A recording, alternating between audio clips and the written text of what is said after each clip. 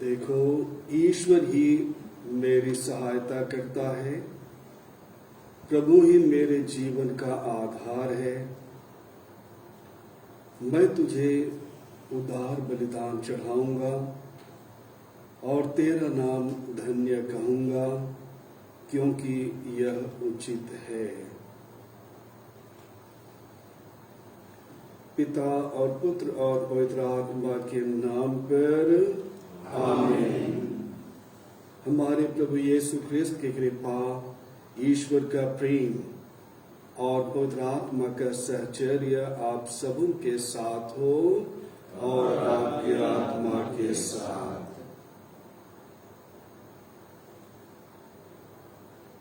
ख्रिस्त में प्यारे माता पिता, भाइयों एवं बहनों, यीशु आज हमारे सामने एक प्रश्न रखते हैं। कौन है मेरी माता, कौन है मेरे पिता, कौन है मेरी बहन, कौन है मेरे भाई।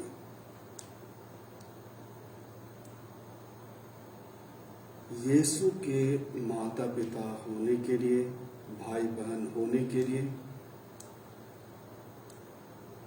हमारे लिए सामने रखी जाती है एक शर्त, और वह शर्त है ईश्वर की इच्छा पूरी करना। ईश्वर की इच्छा क्या है? ईश्वर की इच्छा ईश्वर को और पड़ोसी को अपने समान प्यार करना है। ये ईश्वर की इच्छा है। जो ईश्वर की इच्छा के अनुसार अपने जीवन में वह चलता है, वह यीशु के माता पिता भाई बहन बनता है। और इसलिए हमारे सामने एक बहुत बड़ा प्रश्न है कि ईश्वर की इच्छा के अनुसार क्या हम अपने दैनिक जीवन को हम जीते हैं?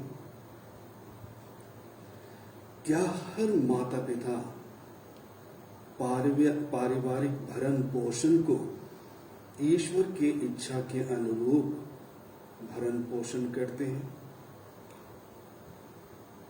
क्या बच्चों का दिशा निर्देश ईश्वर की इच्छा के अनुसार हम करते हैं?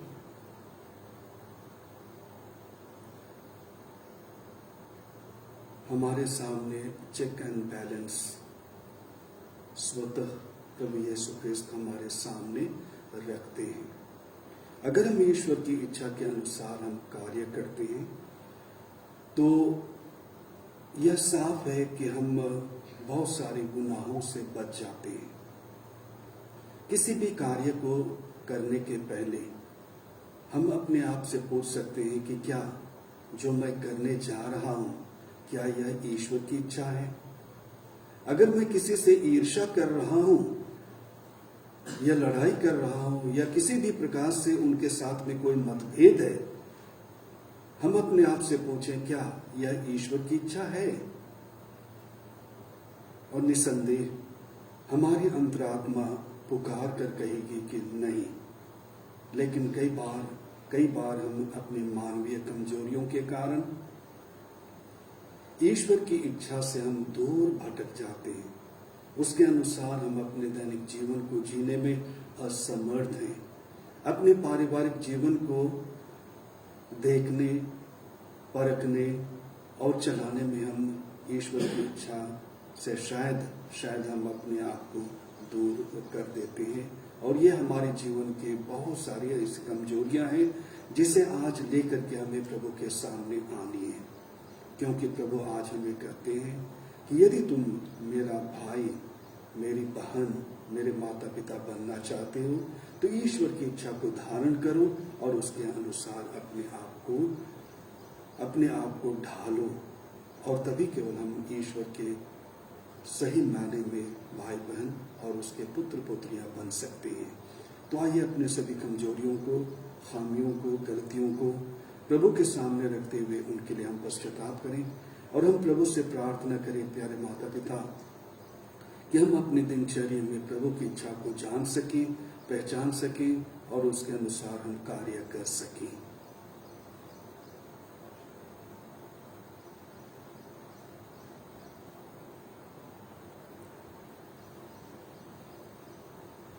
हम सब मिलकर बोले, हे भाइयों बहनों, मैं सर्वशक्तिमान पिता ईश्वर और आप लोगों के सामने स्वीकार करता हूँ कि मैंने मन वचन और कर्म से तथा अपना कर्तव्य पूरा न करने से अपने कसूर से अपने भारी कसूर से घोर पाप किया है। इसलिए मैं नित्य हमारे धन्य मरियम से, सब स्वर्गदूतों, संतों और आप लोग से, हे भाइयों बहनों, विनती करता हूँ कि आप लोग मेरे लिए प्रभु ईश्वर से प्रार्थना करें। सर्वशक्तिमान ईश्वर हम लोगों पर दया करे, हमारे पाप क्षमा कर, हमको अनंत जीवन प्रदान करें। आमीन। हे प्रभु दया कर, हे कृष्ण दया कर, हे प्रभु दया कर। हम प्रार्थना करें। हे प्रभु, अपने सेवक सेविकाओं पर अपने कृपादानों की वर्षा कर, ताकि ये विश्वास, भरोसे तथा प्रेम में निरंतर आगे बढ़ते जाएं और तेरी आज्ञाओं का पालन में सदा तत्पर रहें। यह कृपा प्रदान कर हमारे प्रभु और तेरे पुत्र यीशु ख्रिस्त के द्वारा, जो तेरे तथा पवित्र आत्मा के संग एक ईश्वर होकर युगानुयुग जीते रहते और राज्य करते हैं। आमीन।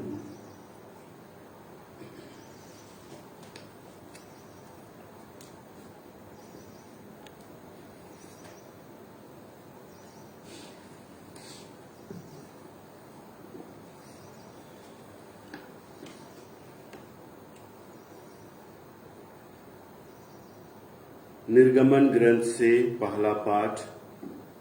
पाठ का मुख्य अंश है, इस्राएली सागर के बीच में सूखी भूमि पर आगे बढ़ने लगे।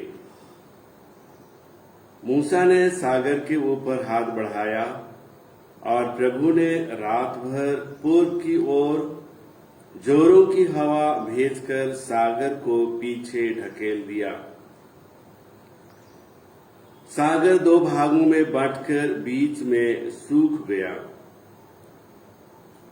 इस्राएली सागर के बीच में सूखी भूमि पर आगे बढ़ने लगे। पानी उनके दाएं और बाएं दीवार बनकर ठहर गया। मिस्री उनका पीछा करते थे। फिरौन के सब घोड़े, उनके रथ और उसके घुड़सवार सागर की तह पर उनके पीछे चलते थे।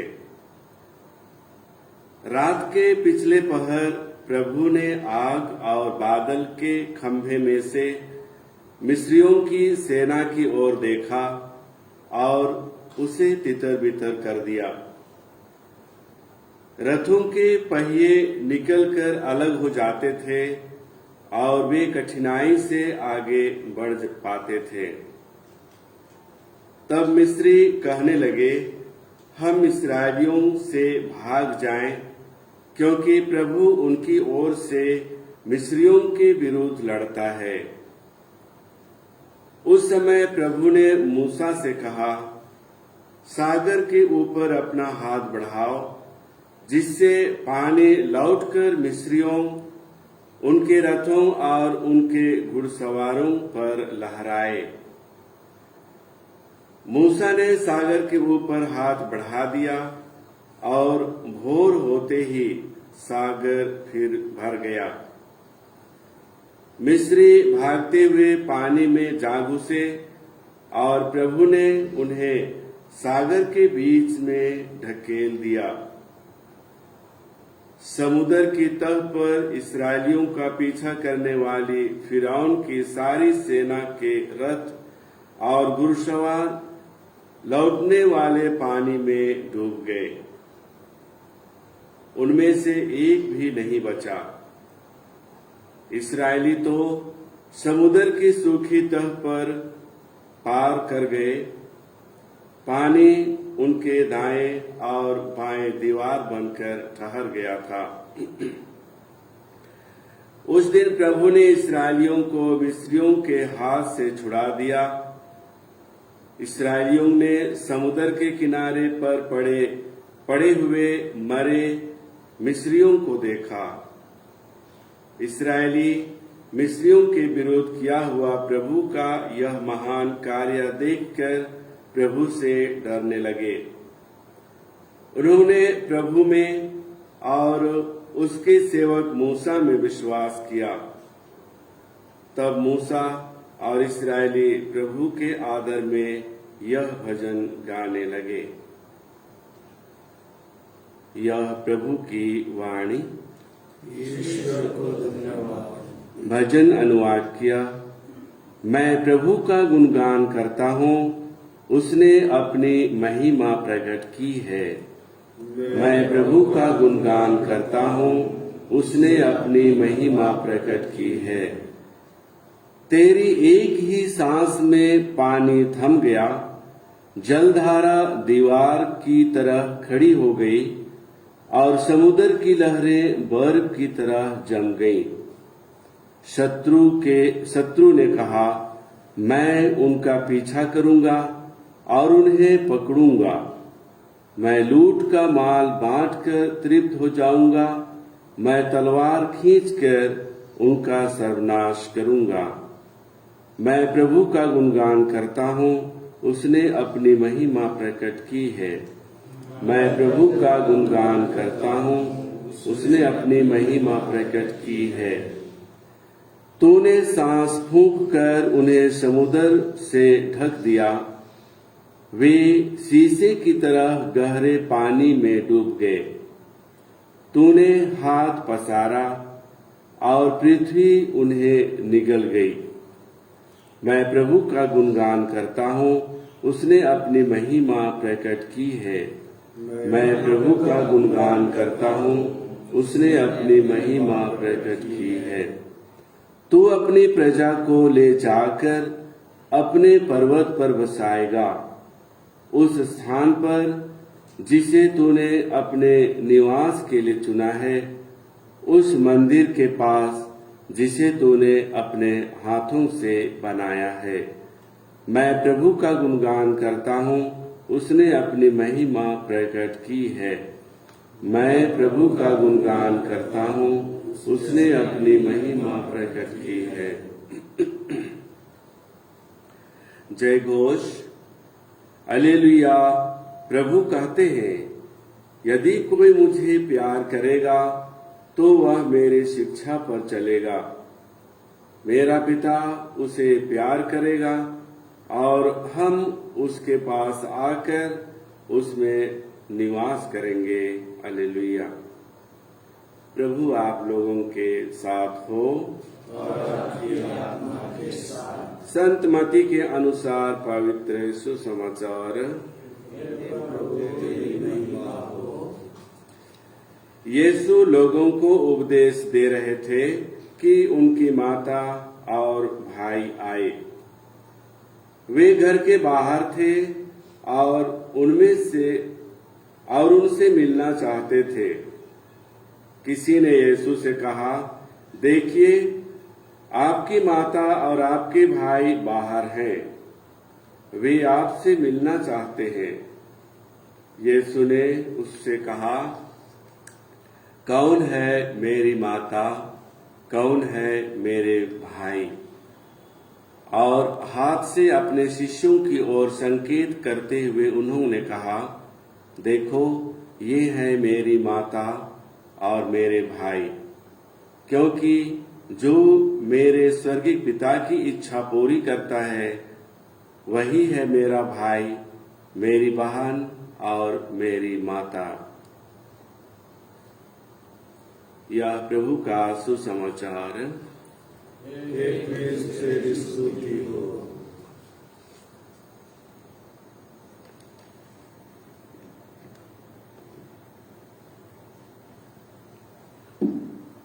ख्रिस्त में प्यारे माता पिता, भाइयों एवं बहनों,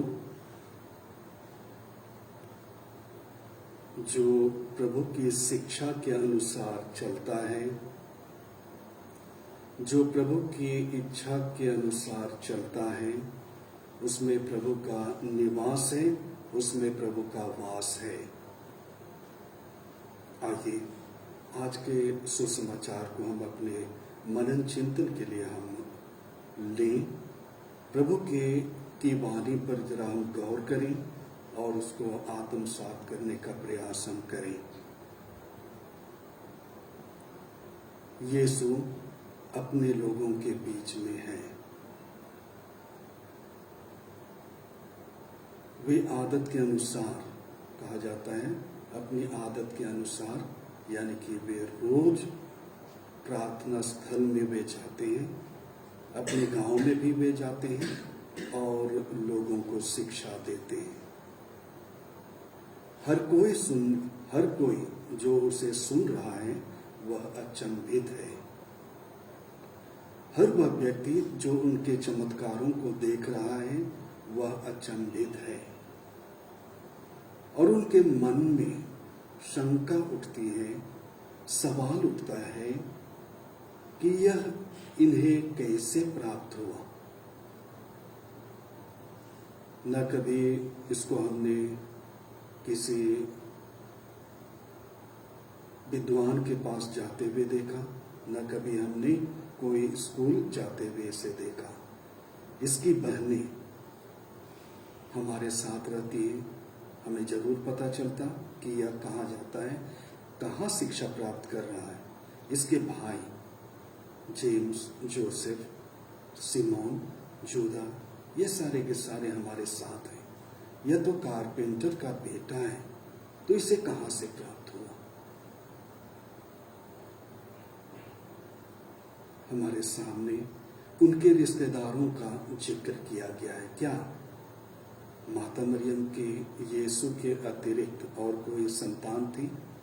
जी नहीं, ये उनके रिश्तेदार थे। जब यीशु क्रूस पर लटकाए गए थे, यीशु माता मरियम को अपने चेले जो उनके लिए सौंप देते हैं। अगर उसकी अन्य कोई संतान होती तो निसंदेह माता मरियम को अपनी छत्र छाया में, अपनी देखरेख में उसे ले जाते, लेकिन ऐसा नहीं था। ये उनके कजन या कहेंगे उनके रिश्तेदार थे। जब यीशु कहते हैं, लोगों को कहते हैं सामने, जब ये प्रश्न उनको पूछते हैं या बतलाते हैं कि आपकी माता, आपके भाई आपको ढूंढने के लिए आए हैं, तो वह सिंपल और सरल शब्दों में वे कहते हैं, कौन है मेरी माता, कौन है मेरे भाई, कौन है मेरी बहन। और अपने चेलों की ओर इंगित करते हुए कहते हैं कि ये है मेरी माता, ये है मेरे भाई, ये है मेरी बहन। प्रथम दृष्टि में ऐसा प्रतीत होता है मानो अपने माता पिता को, अपने मां को वह अपमानित कर रहा है, लेकिन ऐसी बात नहीं है। जिसने उसे जन्म दिया उसकी महत्ता को वह भली भांति समझते हैं। माता मरियम के उस कथन को भी वे समझते हैं जहां पर माता मरियम ने कहा, देख मैं प्रभु की दासी हूं, तेरा कथन मुझ में पूरा हो। और वह जीवन भर उस कथन को वह अपने जीवन में लागू करती रही, जीती रही, और उसने जी करके उसे बतला दिया। और बड़े घमंड के साथ यीशु कहते हैं, यही है मेरी माँ, यही है मेरे भाई, यही है मेरी बहन। क्यों? क्योंकि इसने पूरा जीवन ईश्वर की इच्छा को जीने में, ईश्वर की इच्छा को पहचानने में, ईश्वर की इच्छा को अपने साथ रखने में उसने हमेशा ध्यान दिया है, हमेशा ध्यान दिया है। और इसलिए इसका पूरा हक बनता है कि ये मेरी माँ है, ये मेरे भाई हैं, ये मेरी बहन है। बड़े घमंड के साथ में यीशु लोगों के साथ माता मरियम के इस सच्चाई को वह स्वीकार करते हैं। जब आज हमारे सामने भी यीशु यही सवाल करते हैं। तो हमारे सामने स्वतः प्रश्न उठता है कि क्या मैं यीशु के भाई बहन बनने के योग्य आचरण करता हूं? क्या मैं यीशु के भाई बहन बनने के योग्य अपने आप को मैं लायक पाता हूं? क्या मैं प्रभु की इच्छा, उसकी शिक्षा को आत्मसात करता हूं? क्योंकि जो प्रभु की शिक्षा को, उसकी इच्छा को आत्मसात करता है, जीता है, उसमें प्रभु का वास है। प्यारे माता पिता, भाइयों बहनों, क्या मेरा परिवार प्रभु की इच्छा, प्रभु की शिक्षा के अनुसार जीता है, चलता है? और अगर ऐसा है तो हमारे बीच में लड़ाई झगड़े, ईर्ष्या, द्वेष क्यों? हम अपने आप से पूछ सकते हैं कि क्या ये ईश्वर की इच्छा है?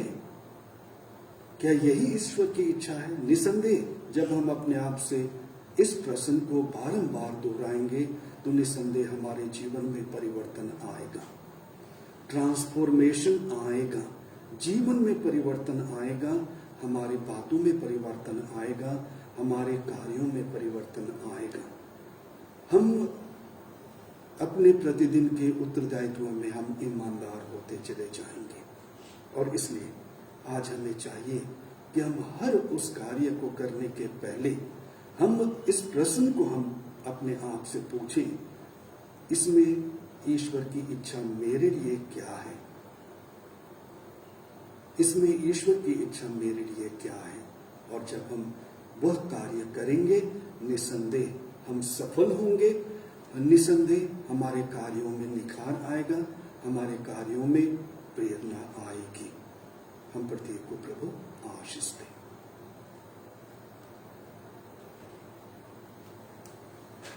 Number A69।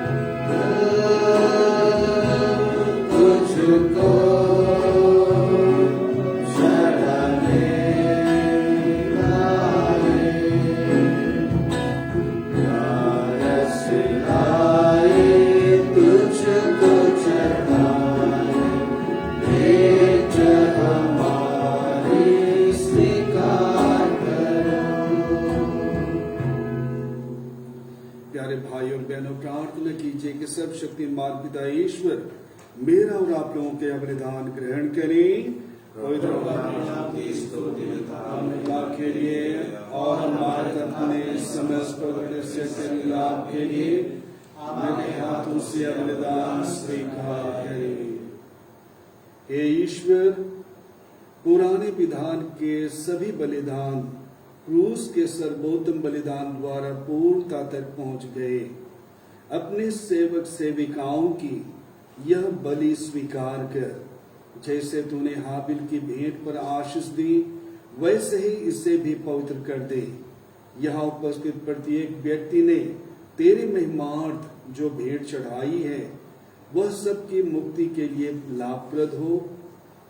यह प्रार्थना सुन ले हमारे प्रभु यीशु ख्रिस्त के द्वारा, आमीन। प्रभु आप लोगों के साथ हो और आपकी आत्मा के साथ। प्रभु में मन लगाइए। हम प्रभु अपने परमेश्वर को धन्यवाद दें, यह उचित और न्याय संगत है। हे प्रभु, पवित्र पिता, सर्वशक्तिमान और शाश्वत ईश्वर, यह वास्तव में उचित और न्याय संगत है। हमारा कर्तव्य तथा कल्याण है कि हम सदा और सर्वत्र तुझे धन्यवाद दें। तुझे हमारी प्रशंसा की कोई आवश्यकता नहीं है। यह तेरा वरदान है कि हम तुझे अपनी कृतज्ञता प्रकट करें। हमारे स्तुति गान तेरी महिमा की वृद्धि नहीं करते, बल्कि हमारे प्रभु यीशु ख्रिस्त के द्वारा हमारी मुक्ति में सहायक सिद्ध होते हैं। इसलिए स्वर्गदूतों की मंडली के स्वर में स्वर मिलाकर आनंद की उमंग में हम तेरा स्तुति गान करते हुए कहते हैं, पवित्र पवित्र पवित्र प्रभु विश्वमंडल के ईश्वर, स्वर्ग और पृथ्वी तेरी महिमा से परिपूर्ण है। सदो स्वर्ग में होसन्ना, धन्य है वे जो प्रभु के नाम पर आते हैं। सदो स्वर्ग में होसन्ना।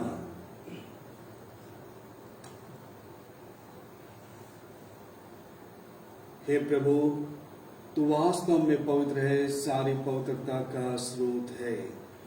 हम तुझसे प्रार्थना करते हैं, तू इन उपहारों को अपनी आत्मा के संस्पर्श से पवित्र कर दे, कि हमारे प्रभु यीशु ख्रिस्त के शरीर तथा रक्त बन जाए। जब वे स्वेच्छा से मृत्यु के लिए सौंपे गए, उन्होंने रोटी ली, तुझे धन्यवाद दिया और रोटी तोड़कर उसे अपने शिष्यों को देते हुए कहा, तुम सब इसे लो और इसमें से खाओ, क्योंकि यह मेरा शरीर है जो तुम्हारे लिए बलि चढ़ाया जाएगा।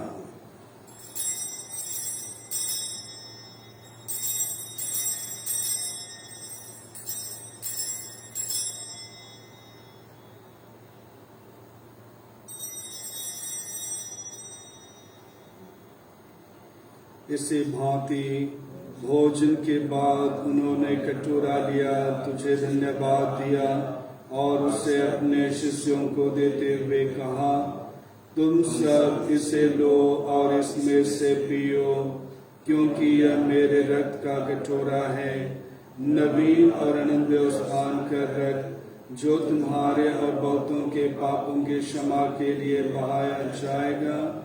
तुम मेरी स्मृति में यह करो।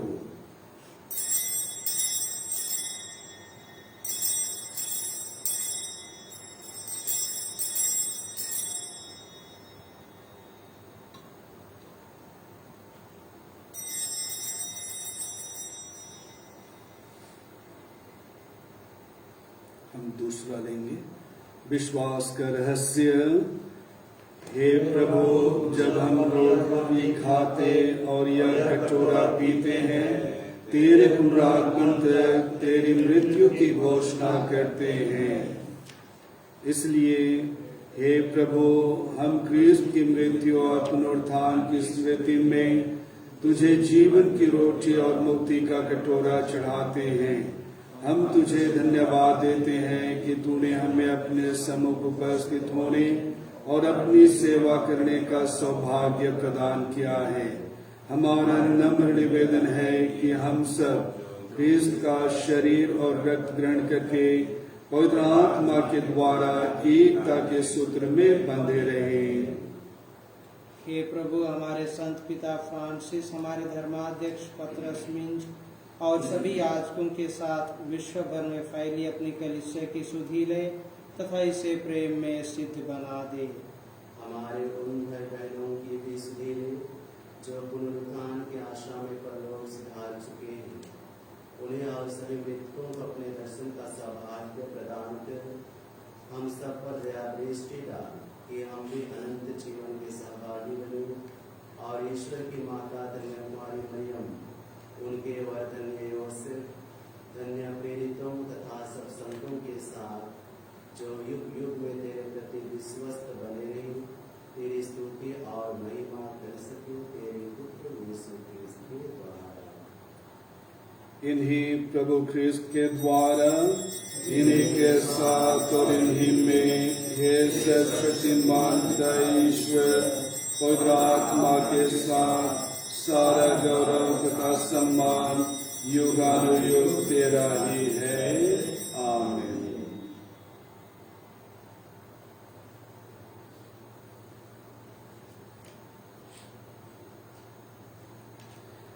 मुक्तिदाता के आदेश पर और दिव्य शिक्षा के से सुदृढ़ होकर हम साहस के साथ प्रेम पूर्वक कहते हैं, हे हमारे पिता जो स्वर्ग में है, तेरा नाम पवित्र माना जाए, तेरा राज आए, तेरी इच्छा जैसे स्वर्ग में वैसे इस पृथ्वी पर भी पूरी हो। हमारा प्रतिदिन का आहार आज हमें दे और हमारे अपराध हमें क्षमा कर, जैसे हम भी अपने अपराधियों को क्षमा करते हैं, और हमें परीक्षा में न डाल परंतु बुराई से बचा। हे प्रभु, हम तुझसे प्रार्थना करते हैं, सभी बुराइयों से हमें बचा और इस जीवन में हमें कृपा पूर्वक शांति प्रदान कर। हम तेरी दया से सदा पाप से दूर और हर प्रकार की विपत्ति से सुरक्षित रहें और उस दिन की प्रतीक्षा करते रहें जब हमारे मुक्तिदाता यीशु ख्रिस्त फिर आकर हमारी धन्य आशा पूरी करेंगे।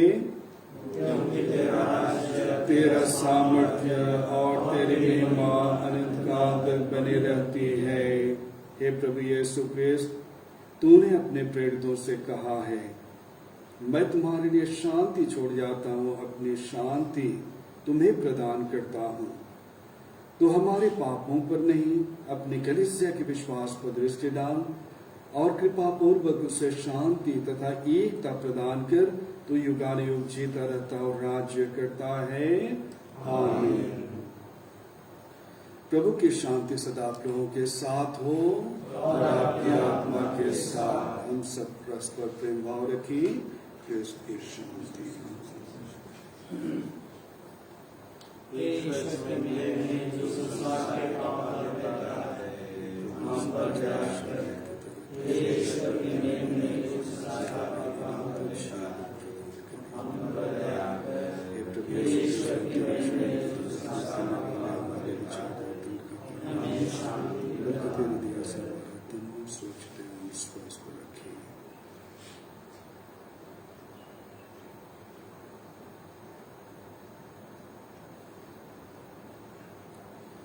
देखिए ईश्वर का मेमना, इन्हें देखिए जो संसार के पाप पर लेते हैं। धन्य है वे जो मेमने के भोज में बुलाए गए हैं। हे प्रभु, मैं ऐसे योग्य नहीं हूँ कि तुम मेरे यहाँ आए, किंतु एक ही शब्द कह दे और मेरी आत्मा चंगी हो जाएगी। उसका शरीर तथा रक्त जीवन के लिए हम प्रत्येक की रक्षा करता है।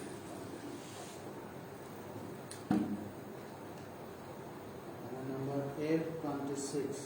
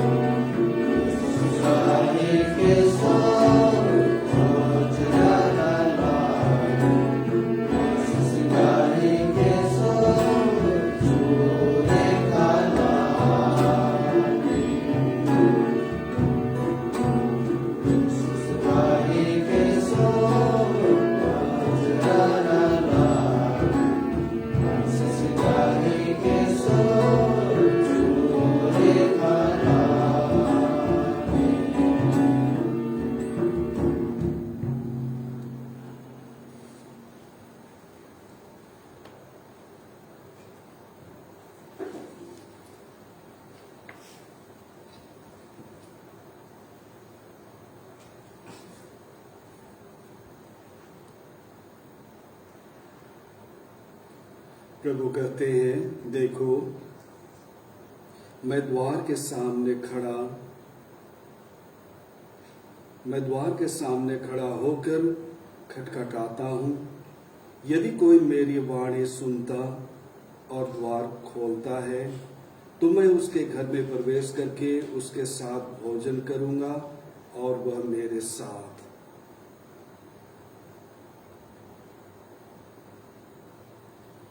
हम प्रार्थना करें। हे प्रभु, अपनी प्रजा के बीच उपस्थित रहने की कृपा कर। तूने हमें स्वर्गिक संस्कारों से अनुप्राणित किया है। हमारा मार्गदर्शन कर ताकि हम पुराने दास्ता से मुक्त होकर नए जीवन में प्रवेश कर सकें। यह वर्दी हमारे प्रभु यीशु ख्रिस्त के द्वारा, आमीन। प्रभु आप लोगों के साथ हो और आपकी आत्मा के साथ। सर्वशक्तिमान परमेश्वर पिता और पुत्र और पवित्र आत्मा आप सबों को आशीर्वाद प्रदान करें, आमीन। हम सब विदा लें। प्रभु की शांति सदा साथ रहे। ईश्वर को धन्यवाद। Q33